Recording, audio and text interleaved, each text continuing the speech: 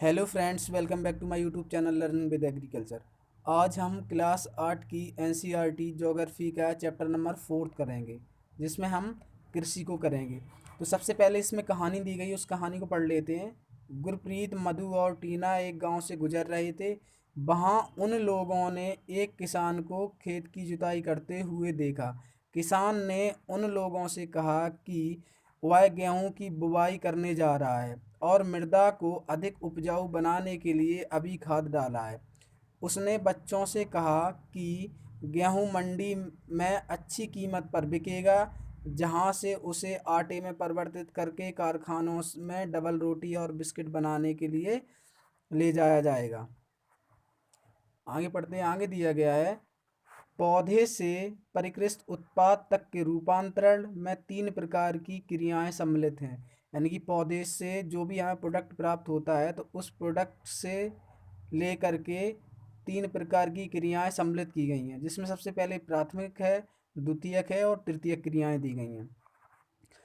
तो सबसे पहले हम देखते हैं प्राथमिक क्रियाएं। प्राथमिक क्रियाओं के अंतर्गत उन सभी क्रियाओं को सम्मिलित किया जाता है जिनका संबंध प्राकृतिक संसाधन और उत्पादन और निष्कर्षण से है। यानी कि प्राथमिक क्रियाओं में हम किन किन चीज़ों को सम्मिलित करते हैं, जिनका संबंध किन से होता है? नेचुरल रिसोर्सेज से। नेचुरल रिसोर्सेज क्या होते हैं? जो प्रकृति ने हमें एकदम फ्री में दिए हैं, गिफ्ट के रूप में दिए हैं। जैसे कि सॉयल, प्रकृति ने हमें फ्री में दी है। सनलाइट नेचुरल रिसोर्सेज हो जाएगा, वाटर नेचुरल रिसोर्सेज हो जाएगा, टोपोग्राफी नेचुरल रिसोर्सेज हो जाएगा। तो ये क्या प्राकृतिक संसाधन के उत्पादन में निष्कर्षण है। आगे पढ़ लेते हैं। कृषि यानी कि एग्रीकल्चर, फिशरीज यानी कि मत्स्य और संग्रहण संग्रहण इनके अच्छे उदाहरण हैं। द्वितीयक क्रियाएं इन संसाधनों के प्रसंस्करण से संबंधित है। द्वितीयक क्रियाएं क्या होती हैं? जो भी हमें प्राथमिक क्रियाओं से प्रोडक्ट प्राप्त होते हैं, उनको हम क्या करते हैं? प्रिजर्वेटिव करते हैं। यानी कि उनको हम किसी एक जगह हम इनको क्या करते हैं? इकट्ठा करके रख लेते हैं, प्रसंस्करण करते हैं। इस्पात, विनिर्माण, डबल रोटी पकाना और कपड़ा बुनना इन क्रियाओं के उदाहरण हैं। द्वितीय क्रियाएं क्या क्या हैं? जैसे हमें कपास मिला है, कॉटन से हमें कपास मिला है, तो हम क्या करेंगे? उस कॉटन को हम क्या करेंगे? उससे कपड़ा बनाएंगे। तो ये हमारा क्या हो जाएगा? पहली क्रिया तो हो जाएगी कपास की खेती हमने की है। दूसरी क्रिया हो जाएगी हमें उससे क्या किया है? कपास से कपड़ा बनाया है। ऐसी पहली क्रिया प्राथमिक क्रियाएं क्या हो जाएंगी? हमने गेहूं की खेती की है, उससे फिर हमने डबल रोटी बनाई है, तो ये हमारी क्या हो जाएगी? दूसरी क्रिया हो जाएगी, द्वितीय क्रियाएं हो जाएंगी। तृतीय क्रियाएं प्राथमिक क्रियाएं और द्वितीय क्रियाओं के क्षेत्र को सेवा कार्यों द्वारा सहयोग प्रदान करती हैं। यानी कि तृतीय क्रियाएं क्या हो जाएंगी? जैसे यातायात हो जाएगा, व्यापार हो जाएगा, बैंकिंग हो जाएगा, बीमा हो जाएगा, विज्ञापन तृतीय क्रियाओं के उदाहरण हैं। प्राथमिक क्रियाओं में हमने किया है सबसे पहले ग्रेन को प्रोडक्शन किया है, अनाज का हमने प्रोडक्शन किया है। द्वितीय क्रिया में हमने क्या किया? जैसे गेहूं का प्रोडक्शन करने के बाद हमने ब्रेड बनाई। तो तृतीय क्रिया में क्या हो जाएगा? तीसरी क्रिया में क्या होगा? इनमें क्या करेंगे हम? जैसे हमने जो प्रोडक्ट ब्रेड बनाई है, उस ब्रेड का हम क्या करेंगे? यातायात, यानी कि एक स्थान से दूसरे स्थान पर जब हम भेजेंगे तो वो क्या हो जाएगी? तृतीय क्रिया यानी टर्सरी। आगे हम देखते हैं। आगे लिखा है एक प्राथमिक कृषि एक प्राथमिक क्रिया है। एग्रीकल्चर क्या है? एक प्राथमिक क्रिया है। फसलों, फलों, सब्जियों, फूलों को उगाना और पशुपालन इनमें शामिल हैं। विश्व में 50% लोग कृषि से संबंधित हैं। संबंधित क्रियाएं संलग्न है, यानी कि जो 50% लोग हैं वो क्या करते हैं? इन्हीं क्रियाओं से जुड़े हुए हैं। आगे पढ़ते हैं। आगे दिया गया है, भारत की 2/3 जनसंख्या अब तक कृषि पर निर्भर है। यानी कि जो 2/3 जनसंख्या है वो क्या है? कृषि पर निर्भर है। इधर हम देख लेते हैं। इधर लिखा है शब्द उत्पत्ति, इसको पढ़ना बहुत इंपॉर्टेंट है। इसमें लिखा है एग्रीकल्चर शब्द की उत्पत्ति लैटिन शब्दों एगर या एग्री, जिसका अर्थ होता है मृदा, और कल्चर। तो देख लेते हैं हम यहाँ पर लिखा है जो एग्रीकल्चर शब्द है उसकी उत्पत्ति लैटिन भाषा के शब्दों से हुई है, जिसका मतलब होता है एगर या एग्री, जिसका मतलब होता है कल्टीवेशन ऑफ सॉइल, यानी कि मृदा की गुड़ाई करना ही एग्रीकल्चर कहलाता है। आगे देखते हैं। आगे लिखा है अनुकूल स्थलाकृति, यानी कि अनुकूल स्थलाकृति मतलब बढ़िया सी सॉइल की टोपोग्राफी हो। टोपोग्राफी मतलब ऊंची नीची मृदाएं। मृदा और जलवायु कृषि क्रियाकलाप के लिए अनिवार्य है। यानी कि अच्छी टॉपोग्राफी हो, और जैसे भूमि की जो ऊंचे समतल भूमि हो। टॉपोग्राफी का मतलब है कहीं भूमि ऊंची है, कहीं भूमि नीची है, तो इसे हम बोलते हैं टॉपोग्राफी या स्थलाकृति। स्थलाकृति मतलब स्थल का आकार। मृदा और जलवायु कृषि क्रियाकलापों के लिए अनिवार्य होता है। किस प्रकार की मृदाएं हैं, किस प्रकार की जलवायु है, ये एग्रीकल्चर के लिए बहुत ज़्यादा इंपॉर्टेंट होता है। जिस भूमि पर फसल उगाई जाती है कृषिगत भूमि कहलाती है, यानी जिन पर हम फसल उगाते हैं उन्हें क्या कहते हैं, एग्रीकल्चर लैंड कहते हैं। अब आप आगे मानचित्र दिया गया है जिसमें आप देखेंगे कि किन किन क्षेत्रों पर कृषि क्रियाएं की जाती हैं। तो यहाँ पर ये मैप दिया गया है पूरे वर्ल्ड का, यहाँ पर दिया गया है कि किन किन क्षेत्रों में क्या होता है, एग्रीकल्चर होता है। जैसे ये इंडिया का ये क्षेत्र दिया गया है, इसमें देखो एग्रीकल्चर की ये ग्रीन ग्रीन बना हुआ है। ये इधर देखिए इसमें ग्रीन ग्रीन बना हुआ है। और इधर देखो ये श्रीलंका वाला पोर्शन यहाँ पर ग्रीन ग्रीन बना हुआ है, तो यहाँ पर क्या है, एग्रीकल्चर होता है। और ये देखो ग्रीन है, तो ये क्षेत्र क्या है, एग्रीकल्चर के क्षेत्र हैं जहाँ पर कृषि होती है। वो क्षेत्र दर्शाए गए हैं मैप में। ये देखो जहाँ पर भी ग्रीन बना हुआ है वो सब क्या है, एग्रीकल्चर का क्षेत्र है जहाँ पर कृषि क्रियाएं की जाती हैं। आगे हम पढ़ते हैं, आगे दिया गया है डू यू नो, यानी कि आप क्या क्या आप जानते हैं, डू यू नो। सबसे पहले इसमें क्या दिया गया है, ये कल्चर लिखा हुआ है यहाँ पे, कल्चर। अब कल्चर क्या है, कल्चर मीन्स होता है कल्टीवेशन। तो यहाँ पर आप देखिए, यहाँ पर सबसे पहले लिखा है एग्री, फिर लिखा है सैरी, फिर लिखा है पिसी, फिर लिखा है बिटी, फिर लिखा है हॉर्टी, यानी कि ये लिखा है पूरा कल्चर। तो एग्रीकल्चर हो जाएगा ये सैरीकल्चर हो जाएगा, ये पिसी कल्चर हो जाएगा, ये बिटी कल्चर हो जाएगा, ये हार्टिकल्चर हो जाएगा। तो एग्रीकल्चर मीन्स होता है कृषि, और सेरीकल्चर मीन्स होता है रेशम उत्पादन, पिसीकल्चर मीन्स होता है मत्स्य पालन, विटीकल्चर मीन्स होता है अंगूर की खेती करना, हार्टिकल्चर मीन्स होता है उद्यान विज्ञान। चलिए इसको पढ़ते हैं। इसमें लिखा है एग्रीकल्चर सबसे पहले, मृदा की जुताई, फसलों को उगाना और पशुपालन का विज्ञान एवं कला है। कृषि क्या है, मृदा की क्या, जुताई करना और फसलों को उगाना, पशुपालन का एक विज्ञान एवं कला है। इसे खेती भी कहते हैं, इसे खेती भी कहते हैं। आगे दिया गया सेरीकल्चर। सेरीकल्चर में क्या करते हैं, रेशम का पालन करते हैं, रेशम कीट का पालन करते हैं, जिससे हमें क्या मिलता है, रेशम मिलता है। तो इसको पढ़ लेते हैं। इसमें दिया गया है रेशम के कीटों का वाणिज्य पालन, यानी कि जब हम रेशम का कल्टी करते हैं ना, जब हम रेशम के कीटों का पालन करते हैं तो जब हम कॉमर्शलाइजेशन पे करते हैं, मतलब एक वाणिज्य पालन करेंगे ना, तो यह एक कृषक की आय को पूरा कर सकता है। मतलब जो जब भी हम सेरीकल्चर करेंगे, रेशम के कीट का पालन करेंगे, तो किस स्थान जब हम करते हैं, वाणिज्य पालन, यानी कि कॉमर्शियल प्रोडक्शन करते हैं, तो हमें क्या होता है, इससे एक अच्छा उत्पादन मिल जाता है। फिर दिया है पिसीकल्चर, मत्स्य पालन। मत्स्य पालन में क्या होता है, मछली पालन करते हैं, विशेष रूप से निर्मित तालाबों और पोखरों में मत्स्य पालन करते हैं। विटीकल्चर मतलब होता है अंगूर की खेती करना। और हार्टिकल्चर मीन्स होता है उद्यान की खेती करना, जिसमें हम सब्जियों को उगाते हैं, फलों को उगाते हैं और फूलों को उगाते हैं, यानी कि फलों और फूलों को उगाते हैं, और इन तीनों का क्या करते हैं, प्रिजर्वेशन करते हैं। ये सारी ब्रांचें किसकी हो जाएंगी, हार्टिकल्चर की, यानी कि उद्यान विज्ञान की। आगे दिया गया है कृषि तंत्र, यानी कि एग्रीकल्चर सिस्टम दिया गया है। इसमें दिया गया है कृषि या खेती को एक तंत्र के रूप में देखा जा सकता है। इसके महत्वपूर्ण निवेश क्या क्या हैं, कृषि को एक तंत्र के रूप में देखा जा सकता है, इनमें हम क्या क्या इन्वेस्ट करते हैं।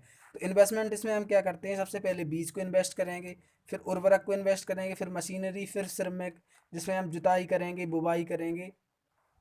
चलिए आगे देखते हैं। आगे दिया गया है, ये निवेश दिए गए हैं। इसमें आप देख सकते हैं, ये निवेश में दिया गया है कृषिगत भूमि और कृषि पद्धति, ये निवेश दिया गया है। तो इसमें सबसे पहले क्या है, ये मशीनरी दिया गया है। एग्रीकल्चर हो ये एग्रीकल्चर में हम ट्रैक्टर का यूज़ करेंगे तो मशीनरी का निवेश हो जाएगा। सीड का यूज़ करेंगे, ये भी निवेश हो जाएगा। किसी केमिकल का यूज़ करेंगे, रसायन का, ये भी निवेश हो जाएगा। और इससे यहाँ से फिर हमें क्या मिलेगा, क्रॉप मिलेगी। इसके बाद में यहाँ पर दिए गए हैं भौतिक निवेश और मानवीय निवेश। मानवीय निवेश का मतलब होता है जो निवेश हम मनुष्य के द्वारा, जो हम अपने द्वारा जो चीज़ें इन्वेस्ट करते हैं उनको बोलते हैं मानवीय निवेश। और भौतिक निवेश में क्या होता है, जो हमें नेचर से प्रदान की गई चीज़ें हैं, जैसे वर्षा है, तो वर्षा में हमने कुछ इन्वेस्ट तो नहीं किया है, ये हमें नेचर से प्राप्त है। सॉइल में भी हमने कुछ इन्वेस्ट नहीं किया, ये नेचर से प्राप्त है। इसके बाद में टॉपोग्राफी दी गई, ढाल दी गई, ये भी सब क्या है, ये भौतिक निवेश है। मानवीय निवेश में क्या क्या दिया गया, भंडारण करना, श्रम करना, मशीनरी का यूज करना, केमिकल का यूज करना, तो ये क्या हो जाएंगे, भौतिक एवं मानवीय निवेश एग्रीकल्चर सिस्टम में। अब आगे इसमें दिया गया है सिंचाई, निराई और कटाई, इसकी कुछ सक्रियाएं हैं। इस तंत्र के निर्गतों के अंतर्गत फसल ऊन, डेयरी और कुक्कुट उत्पाद सम्मिलित किए गए हैं। अब आगे पढ़ते हैं हम एग्रीकल्चर के प्रकार, यानी कि कृषि के प्रकार में पढ़ेंगे हम, टाइप ऑफ एग्रीकल्चर। यहाँ पर देखते हैं विश्व में कृषि विभिन्न तरीके से की जाती है। विश्व में क्या है, कृषि विभिन्न तरीकों से की जाती है, जैसे कि भौगोलिक दशाएं, जोग्राफिकल कंडीशन को देखते हुए कि किस प्रकार की जोग्राफिकल कंडीशन है। इसके बाद में उत्पाद, उत्पाद की मांग, यानी कि जो भी हम प्रोडक्शन कर रहे हैं उसके क्या मार्केट में मांग है या नहीं है। श्रम और प्रौद्योगिकी के स्तर के आधार पर कृषि को मुख्य दो प्रकार से वर्गीकृत किया गया है। श्रम मतलब लेबर, और प्रौद्योगिकी मतलब टेक्नोलॉजी। लेबर और टेक्नोलॉजी के आधार पर कृषि को क्या किया गया, दो प्रकार से वर्गीकृत किया गया है, क्लासिफाइड किया गया। सबसे पहले दिया गया निर्वाह कृषि और वाणिज्य कृषि। चलिए हम इसको पढ़ लेते हैं।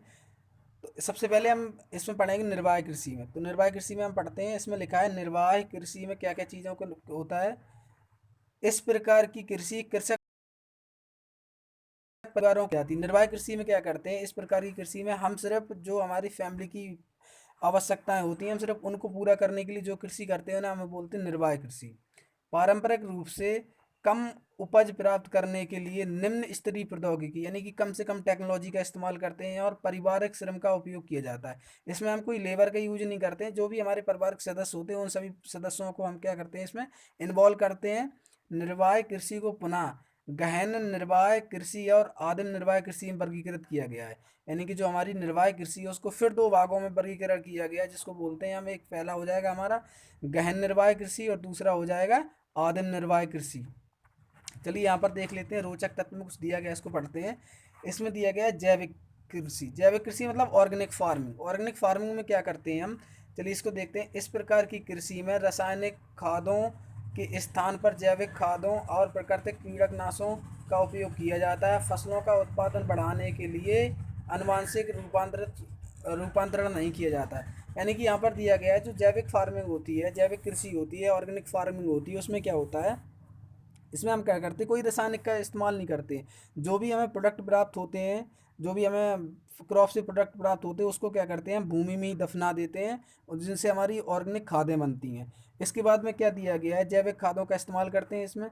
फिर इसके बाद में दिया गया है पीड़कनाशी। इसमें हम कोई भी इंसेक्टिसाइड का, पेस्टिसाइड का यूज नहीं करते हैं। इसमें हम क्या करते हैं, जो भी नेचर में इंसेक्ट पाए जा रहे हैं, जो एक दूसरे जो एनिमी होते हैं इंसेक्टों के, हम उनका इस्तेमाल करते हैं। जैसे कोई हमारा, जैसे प्रेंग मैंटिस है, तो प्रेंग मैंटिस का हम यूज करते हैं किसके लिए, जैसे कोई भी इंसेक्ट अगर हानिकारक है तो हम प्रेंग मैंटिस को उसमें छोड़ देंगे, और वो इंसेक्ट को, जो हानिकारक इंसेक्ट होगा उसको खा जाएंगे। तो हम इसमें क्या करते हैं, जितने भी बायोपेस्टिसाइड होते हैं, बायोपेस्टिसाइड का यूज करते हैं, और नेचुरल एनिमी का यूज करते हैं।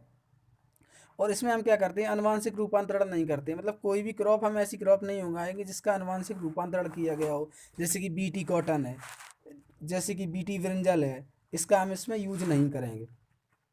चलिए आगे पढ़ते हैं। आगे दिया गया निर्वाह। सबसे पहले दिया गया निर्वाह कृषि हम पढ़ चुके हैं। अब हम उसमें हम पढ़ते हैं सबसे पहले गहन। गहन कृषि क्या होती है, तो चलिए इसमें पढ़ते हैं। गहन कृषि निर्वाह। गहन कृषि निर्वाह में क्या होता है, गहन कृषि निर्वाह में किसान एक छोटे भूखंड पर साधारण औजारों और अधिक श्रम से खेती करता है। गहन में क्या करता है, एक जो हमारा लैंड एरिया होता है वो बहुत कम होता है, और कम से कम हम क्या करते हैं, जो औजार होते हैं वो साधारण औजारों का इस्तेमाल करते हैं। हम इसमें क्या करते हैं, साधारण औजारों का इस्तेमाल करते हैं, और श्रम क्या करते हैं, हम अधिक करते हैं। अधिक धूप वाले दिनों में युक्त जलवायु और उर्वरक मृदा वाले क्षेत्र में एक वर्ष में एक से अधिक फसलें उगाई जा सकती हैं। मतलब हम जब ज़्यादा श्रम करते हैं तो क्या करते हैं, इस सीजन में हम एक से अधिक फसलों को उगा लेते हैं। जैसे कि चावल मुख्य फसल होती है इसमें। अन्य फसलों में गेहूं होता है, मक्का होता है, दलहन और तिलहन शामिल होते हैं। गहन कृषि दक्षिणी कहाँ, जो गहन कृषि होती है वो कहाँ कहाँ की जाती है, दक्षिण में की जाती है। दक्षिण पूर्वी और पूर्वी एशिया के गहन जनसंख्या वाले मानसूनी क्षेत्रों में प्रचलित है। जहाँ पर पॉपुलेशन बहुत ज़्यादा होती है, वहाँ पर हम क्या करते हैं, गहन कृषि करते हैं। यानी कि हमारे पास क्या होता है, जो एरिया होता है वो बहुत कम होता है, और हम इसी में अधिक से अधिक श्रम यूज करते हैं। और हम क्या करते हैं, तीनों मौसमों में हम कंटिन्यू क्रॉपों को उगाते रहते हैं। हम क्यों उगाते हैं, क्योंकि हमारे पास लैंड कम होती है और पॉपुलेशन ज़्यादा होती है। इसके बाद में अगला दिया गया है, निर्वाह कृषि का दूसरा प्रकार प्रकार दिया गया है इसमें, आदिम निर्वाह कृषि। आदिम निर्वाह कृषि में क्या होता है, आदिम निर्वाह कृषि में स्थानांतरित कृषि और चलवासी कृषि पशुचरण शामिल है। यानी कि जो आदिम निर्वाह कृषि है इसमें कौन कौन सी है, एक तो हो जाएगी स्थानांतरित, इंडिया में हम इसको बोलते हैं झूमिंग कल्टीवेशन, यानी कि स्थान बदल कर खेती करना। और चलवासी पशुचरण क्या होता है, ये पशुचारण क्या होता है, इसमें हम क्या करते हैं, पशुओं को चराते हैं। हमारी जो भी लैंड पड़ी होती है उसमें हम क्या करते हैं, घास वाली फसल उगा कर हम पशुओं को सीजन बाई सीजन क्या करते हैं, इनमें चराते रहते हैं। चलिए आगे पढ़ते हैं। आगे सबसे पहले दिया गया है स्थानांतरित खेती। स्थानांतरित खेती में क्या दिया गया है, सबसे पहले इसमें दिया गया है, इसे हम बोलते हैं झूमिंग कल्टीवेशन या land rotation. Land rotation English में बोलते हैं या बोलते हैं हम झूमिंग कल्टीवेशन। इसमें क्या करते हैं, अमेजन बेसिन के सघन वन क्षेत्रों, उष्णकटिबंधीय अफ्रीका, दक्षिण पूर्वी एशिया और उत्तर पूर्वी एशिया के भारत में प्रचलित है। ये भारी वर्षा और वनस्पति के तीव्र पुनर्जनन वाले क्षेत्र हैं। वृक्षों को काटकर और जलाकर भूखंड को साफ किया जाता है, तब राख को मृदा में मिलाया जाता है तथा मक्का, रतालू, आलू और कसावा जैसी फसलों को उगाया जा सकता है। भूमि की उर्वरा शक्ति की समाप्त होने के बाद वह भूमि छोड़ दी जाती है और कृषक नए भूखंड पर चले जाते हैं। स्थानांतरित कृषि को करते कृषि के रूप में भी जाना जाता है। देखो, झूमिंग कल्टीवेशन या लैंड रोटेशन का मतलब होता है जैसे कोई वन वाला एरिया है, उस एरिया को क्या करते हैं, हम काट देते हैं और हमें जो भी उससे प्रोडक्ट प्राप्त होते हैं हम उनको क्या करते हैं, उसी में जला देते हैं। जलाने के बाद हम क्या करते हैं, उसके जो भी हमें प्रोडक्ट प्राप्त होता है, जली हुई जो राख होती है उसको हम बिछा देते हैं। बिछाने के बाद हम उस पर कंटिन्यू कृषि करते रहते हैं, कंटिन्यू कृषि रहते, जैसे भूमि की उर्वरा शक्ति, जैसे उसकी जो प्रोडक्शन की कैपेसिटी है वो कम हो जाती है, तो फिर इसके बाद में हम क्या करते हैं, उस भूमि को छोड़ देते हैं और दूसरी जगह पहुंच जाते हैं जहाँ पर फिर वनों को काटते हैं, फिर कृषि करते हैं। इन्हें बोलते हैं लैंड रोटेशन या झूमिंग कल्टीवेशन। और फिर दोबारा हम उसी जो पहले हम छोड़ के गए थे उसमें फिर से वन हो जाते हैं, तो फिर से हम उसमें दोबारा कृषि करने लगते हैं। इन्हें हम बोलते हैं झूमिंग कृषि या लैंड रोटेशन। चलिए इसको देख लेते हैं। इसमें डू यू नो दिया गया है, इसमें दिया गया क्या आप जानते हैं, यानी कि झूमिंग कल्टीवेशन को किन किन देशों में क्या क्या कहा जाता है। स्थानांतरित कृषि विश्व के विभिन्न भागों में विभिन्न विभिन्न नामों से जानी जाती है। जैसे इंडिया में हम इसे बोलते हैं झूमिंग कल्टीवेशन, और जो मैक्सिको है, मैक्सिको में हम इसी जो स्थानांतरित कृषि इसको बोलते हैं मिल्पा कल्टीवेशन। और जो ब्राज़ील है, ब्राज़ील में हम इसको बोलते हैं रोका कल्टीवेशन। और ये दिया गया है लदांग, लदांग जो बोलते हैं हम, जो मलेशिया कंट्री है, मलेशिया कंट्री में जब हम इस प्रकार की कृषि करते हैं तो उन्हें बोलते हैं हम लदांग। ये एग्जाम के पॉइंट ऑफ व्यू से काफ़ी ज़्यादा इंपॉर्टेंट हैं, और ये यूपीपीसीएस, यूपीएससी और डिफरेंट डिफरेंट एग्रीकल्चर के जो कॉम्पिटिटिव एग्जाम होते हैं उन सब में ये पूछा जाता है। ज्योग्राफी से रिलेटेड काफ़ी इंपॉर्टेंट पॉइंट दिए गए हैं, इनको अच्छे से रीड कर लेना। अगला में दिया गया है चलवासी। चलवासी कृषि में क्या होता है, एक बड़े भूखंड पे हम क्या करते हैं, घास की क्रॉप लगा देते हैं। जो भी घास की क्रॉप, जैसे अल्फा अल्फा ग्रास होती है उसको हम लगा देते हैं। तो हम क्या करते हैं, पशुओं को लाते हैं और चरा के फिर चले जाते हैं। फिर दूसरे अगला सीजन आता है, फिर पशुओं को हम इसमें ले आते हैं, फिर चरा के चले जाते हैं। इसे बोलते हैं हम चलवासी कृषि। इसमें चलिए पढ़ते हैं। चलवासी पशुचारण सहारा के अर्ध शुष्क और शुष्क क्षेत्रों के मध्य में, एशिया और भारत के कुछ भागों में जैसे राजस्थान और जम्मू का प्रचलित है। यानी कि ये जो कृषि है वो कहाँ कहाँ प्रचलित है, जो हमारा सहारा डिजर्ट है उसके अर्ध शुष्क यानी कि सेमी एरिड और एरिड एरियाओं में है। एशिया में भारत जैसे कि राजस्थान है, जम्मू एंड कश्मीर में प्रचलित है। इस प्रकार की कृषि में पशुचारक अपने पशुओं के साथ चारों ओर पानी के लिए एक स्थान से दूसरे स्थान पर निश्चित मार्गों से घूमते हैं।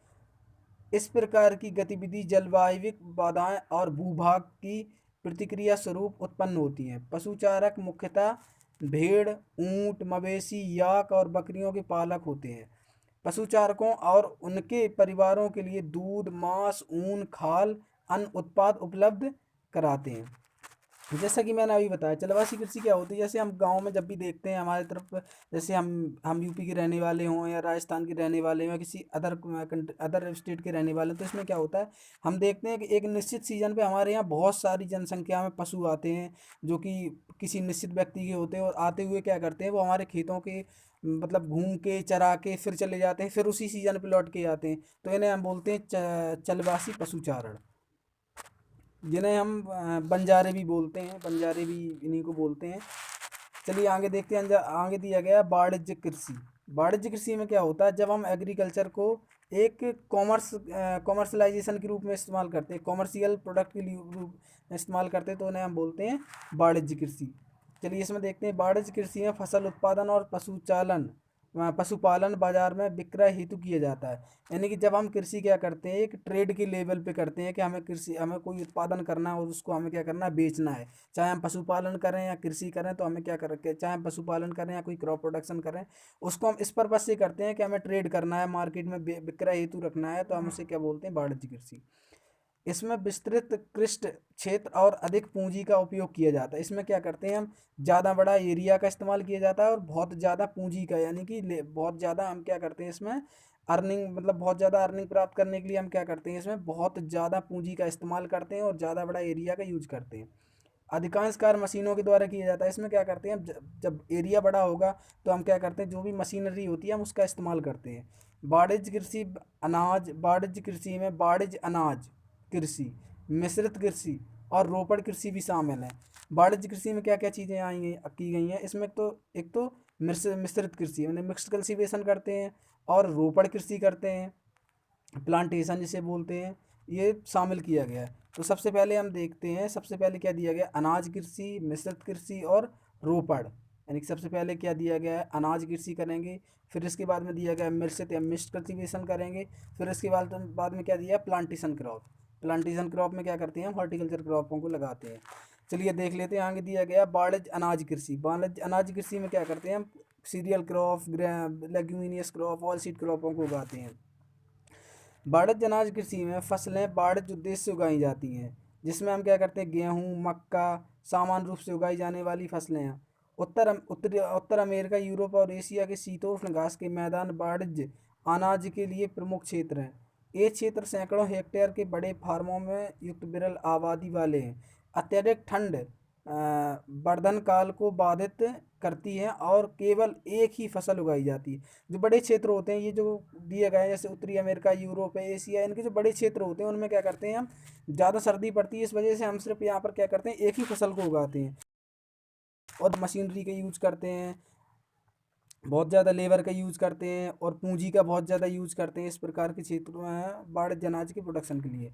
अब आगे दिया गया है मिश्रित कृषि। मिश्रित कृषि में क्या करते हैं, एक निश्चित फसल के साथ हम किसी दूसरे क्रॉप के बीज को हम इसमें मिला के बुवाई करते हैं, उन्हें हम बोलते हैं मिश्रित कृषि, मिक्स्ड क्रॉपिंग बोलते हैं। मिश्रित कृषि में क्या होता है, भूमि का उपयोग भोजन व चारे की फसल के उगाने और पशुपालन के लिए किया जाता है। यानी कि मिश्रित कृषि में क्या होता है, जैसे हमारा एक फार्म है, हमारा क्या है, एक फार्म दिया गया है, उस फार्म पे हमें क्या, जैसे हमें वहाँ पर एग्रीकल्चर भी करना है, यानी कि हमें क्रॉप प्रोडक्शन भी करना है, और यहाँ पर हमें क्या करना है, एनिमल हस्बेंड्री का पशुपालन, यानी कि हमें यहाँ पर क्या करना है, एनिमल हस्बेंड्री भी करनी है, एनिमल हस्बेंड्री भी करनी है, और पशु, और यहाँ पर हमें कृषि कार्य भी करनी है।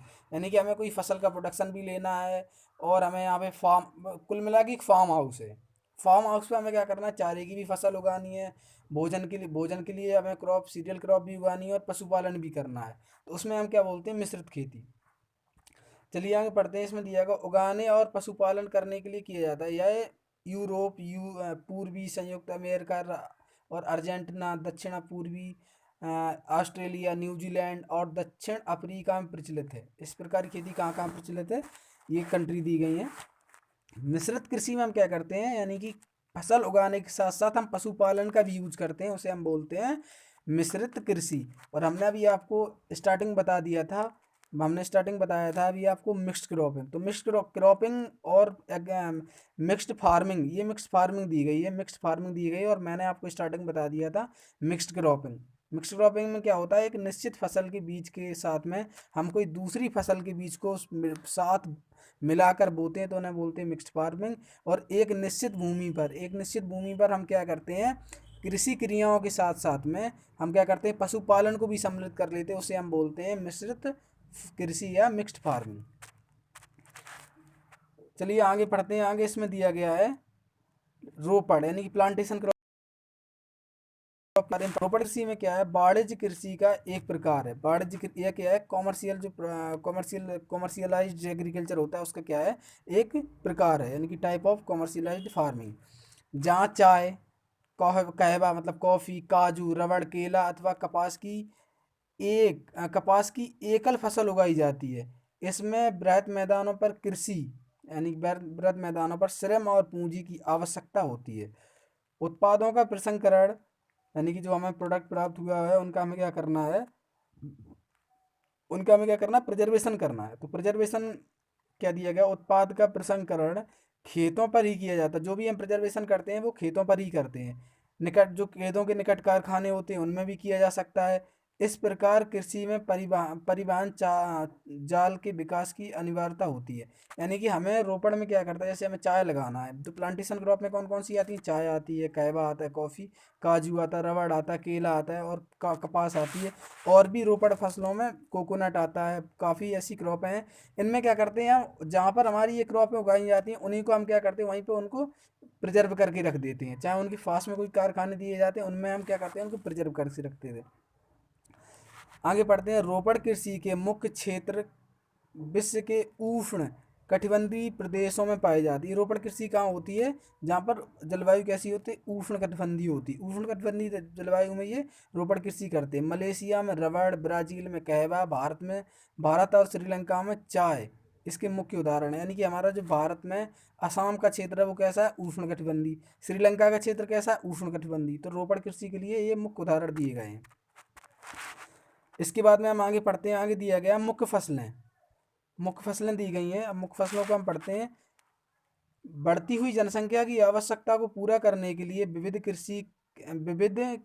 प्रकार की फसलें उगाई जाती हैं। यानी जब जनसंख्या बढ़ती जा रही तो हम क्या कर रहे हैं, हम विभिन्न प्रकार की फसलों को उगा रहे हैं। जैसे कि फसलें कृषि आधारित उद्योग के लिए भी कच्चे माल की आपूर्ति करती हैं।